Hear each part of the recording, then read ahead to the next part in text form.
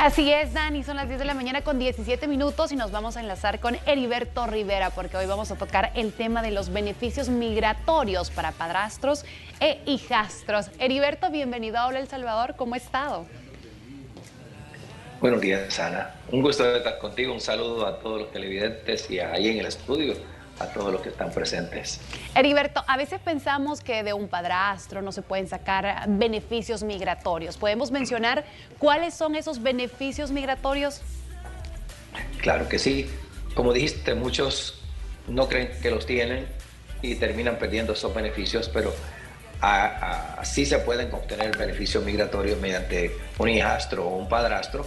Lo que es importante es conocer la ley migratoria para poderlo aplicar. Y ahí lo más importante es, bueno, un padrastro le puede dar la residencia a un hijastro peticionándolo como si fuera su propio hijo biológico, o un hijastro le puede conseguir el beneficio de la residencia a un padrastro si también califican bajo la ley migratoria. Entonces sí, ambos pueden tener ese beneficio y es muy importante conocerlo para poder obtener el beneficio.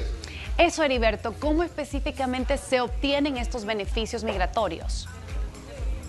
Bueno, si es para petición, sometiendo una petición. Ahora, hay que primero cumplir con la ley migratoria. Y ahí yo le llamo, hay un número mágico. Es importante que para poder conseguir el beneficio migratorio mediante un hijastro o un padrastro, que haya un matrimonio antes de que el joven o el hijastro cumpla 18 años. Esa es la clave, que haya un matrimonio y aplica de los dos lados, petición para hijastro o petición para padrastro. A mí me gusta trabajar con ejemplos. Vamos a hablar con ejemplos. Y es un caso, los casos reales que tenemos nosotros. Una pareja, bueno, se casan, viene el señor ciudadano americano, llega a El Salvador, se flecha, se echan la soga al cuello, se casan, es, bueno, a término de chiste, y contraen matrimonio. La señora tiene 3 hijos, de 12, de 15 y de 19. Ahí ya hay 2 hijos que van a calificar para el beneficio migratorio, uno no. El de 12 y el de 15 pueden obtener el beneficio migratorio porque hubo un matrimonio con el señor ciudadano antes de que ellos cumplan 18 años. El de 19 queda fuera del beneficio migratorio mediante él. Él no puede peticionar a su hijastro porque ya cumplió los 18. Cuando se casó con la señora, ya había cumplido 18. Ahora, posteriormente la esposa, cuando tenga su residencia, podría peticionar a su hijo si se mantiene soltero. Heriberto, entonces, ahí, dime. Heriberto, pero en ese caso, el padrastro debería de adoptar a esos 2 niños de 12, 15 o no es necesario porque ya se casaron. Excelente pregunta. No es necesario adoptar y es donde muchos cometen el error que alguien viene y le dice no tienes adoptar a los hijastros, a los hijos de ella para poder darle beneficio migratorio y comienzan un proceso exageradamente caro porque adopciones son caras.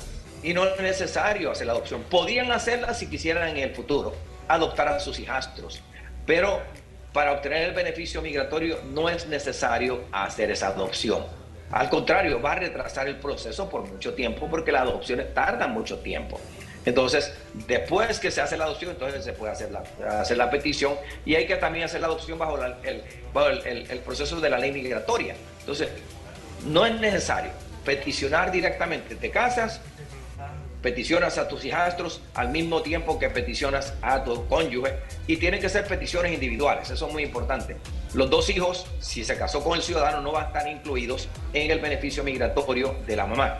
Si es residente, sí, si es residente, la petición va como grupo familiar, pero si es ciudadano va a ser peticiones individuales. Muy bien, Heriberto, ¿y será de que se pueden reconocer a esos hijastros, hijastras como hijos biológicos durante el proceso? Otro error que están cometiendo muchos, y lo vemos en la oficina. Vemos que llegan personas a pedir su asesoría y él o ella son ciudadanos. Y ya he visto muchos casos, inclusive cuando estaba en la embajada, pues teníamos cientos de casos en espera de personas que habían hecho ese reconocimiento como hijos biológicos cuando en sí no lo eran. Entonces, no es necesario reconocer a los hijos de tu cónyuge para poderlos peticionar. Al contrario, es un grave error hacerlo. Y te voy a dar un ejemplo reciente. El señor se casa, contrae matrimonio, el abogado que los casó le dice, puede reconocer a los hijastros. Viene y los reconoce, le hacen una partida de nacimiento, como si él fuera el padre biológico, que es un reconocimiento tardío. Entra a migración la petición. ¿Y qué hace migración? Por ver que es un reconocimiento tardío, pide evidencia de que hay una relación padre-hijo legítima, y en ese caso piden el ADN. Y sabes que el ADN va a salir negativo porque no es tu hijo. Entonces ahí se cometió un grave error hacerlo. Ya he visto muchos casos similares a este. No es necesario reconocerlos. En ese caso sería adoptarlos, porque bajo la ley salvadoreña tampoco, y eso tenían que consultar con abogados salvadoreños. La ley migratoria, la ley salvadoreña no permite que tú vengas, tú te casas con la señora, tienes un hijo de 4 y otro de 6 años, y tú lo vas a reconocer biológicamente como si fueran tus hijos cuando no lo son. Eso hay que coordinarlo por medio de la ley salvadoreña también. Entonces, son errores que comete la gente. Querer adoptar, querer reconocer los hijos como biológicos no le va a funcionar en un proceso migratorio. Se va a tardar más tiempo, le va a causar más problemas cuando sí pueden peticionar directamente como hijastros. Al contraer matrimonio, si el matrimonio fue antes de los 18 años, se convirtieron en hijastros o hijastras y se pueden peticionar inmediatamente. Heriberto, ¿y puede recibir un hijastro o un padrastro algún beneficio migratorio si la mamá o la esposa fallece? Claro que sí se puede. Y ahí te puedo dar ejemplos. Recientemente terminamos un caso, se ha hecho antes varios, pero en este caso recientemente, la hijastra peticiona a su madrastra. El padre de esta hijastra ya había fallecido, el esposo de la señora. La señora ya había ayudado en el cuido, en criar a esta hijastra. Cuando era pequeña, ellos contrajeron matrimonio cuando ya era menor de 18 años. Posteriormente quedó viuda el señor, ya han casado muchos años, y la hijastra viene y peticiona a su madrastra. Ya le salió la residencia a la señora. Lo que queda demostrar es que hubo un matrimonio legítimo entre el padre de ella y ella, y que existía esa relación hijastra-madrastra, y ya se consigue el beneficio migratorio. Así que sí se puede hacer sin problema ese proceso migratorio para el hijastro, inclusive para el hijastro también. Ya tuve casos que la madrastra peticionó a su hijastro después que había fallecido el esposo de ella, el papá del joven, lo peticionó y conseguimos el proceso. Pero Heriberto, ¿habrá algún tiempo prudencial en realizarlo? Es decir, ¿fallece y durante un año se puede realizar esa petición o no hay tiempo? Ok, buena pregunta, la edad.